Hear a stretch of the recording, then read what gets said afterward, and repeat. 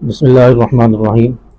سعید صاحب سوال کرتے ہیں کہ مولانا صاحب، مجھے نماز پڑھنے کو جی نہیں چاہتا، دل نہیں کرتا، لیکن نماز کا پابند ہوں، لیکن بڑی مشکل سے نماز پڑھنے کے لیے جاتا ہوں اور بالکل نماز میں خشوع و خضوع پیدا نہیں ہوتا اور سستی ہو جاتی ہے، دل نہیں کرتا۔ تو اس کے لیے کوئی وظیفہ بتائیں تاکہ نماز پڑھنا میرے لیے آسان ہو جائے اور نماز میں دل لگنے لگے۔ تو سعید صاحب، اس کے لیے پہلی بات تو یہ ہے کہ نماز جو ہے ہر مسلمان پر فرض ہے، ہر عاقل بالغ پر، مرد عورت پر فرض ہے۔ نماز ہم کسی صورت بھی نہیں چھوڑ سکتے، اور نماز کے لیے ہم نے پوری جو ہے کوشش کرنی ہے۔ شیطان تو نہیں چاہتا کہ ہم نماز پڑھیں، وہ تو انسان کو گمراہ کرنے کی کوشش میں ہر وقت لگا رہتا ہے۔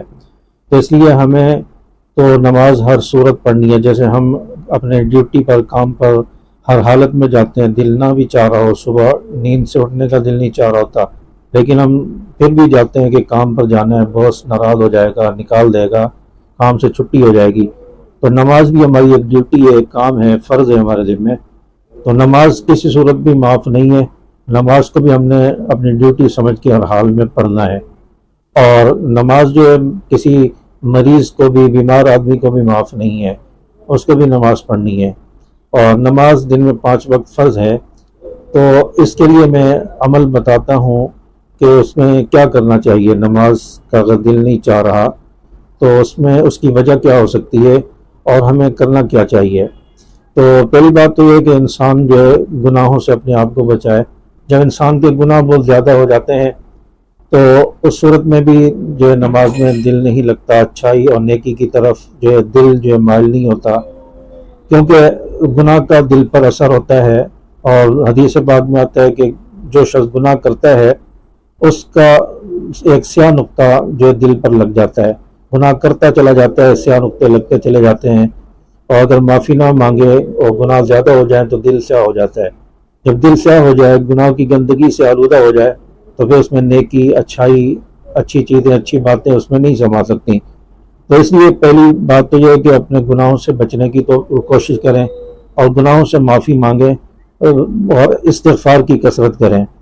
اور دوسری بات جو وظیفہ ہے نماز میں دل لگنے کا، وہ یہ ہے کہ آپ 3 بار اذان کے الفاظ کہیں، اور اذان کے الفاظ میں صبح جو فجر کی اذان میں جو الفاظ ہیں الصلاۃ خیر من النوم، وہ ایڈ کریں۔